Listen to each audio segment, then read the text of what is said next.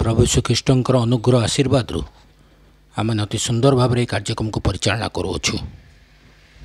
ए समय आपण प्रत्येक को ए कार्यक्रम को स्वागत करे एवं मोर ख्रीष्टीय प्रेम नमस्कार जनाए। आपण मन को अनुरोध करे ए कार्यक्रम में आपण सान सान पिला मन को अंशी करातु जहाँद्वारा से बाइबल ज्ञान बुद्धि हम। तो सहित पिला मन को कहतु ए क्वेश्चन आंसर गुड़िक से लेखि रखिए जहाँद्वारा भविष्य में से निमंते कार्य आसो।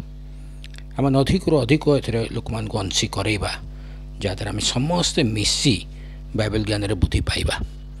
गतकाली जो प्रश्नटी पचरा जाइतला तार सठिक उत्तर होची राहेल। राहेल आदि पुस्तक 29 पर्व 16 पदरे आपण से उत्तरटी पाई परिबे। आजिर प्रश्न होची सिमियोन नामर अर्थ कौन? सिमियोन नामर अर्थ कौन? उत्तर आपण कमेंट बॉक्स जाई आम को जणांतु। धन्यवाद।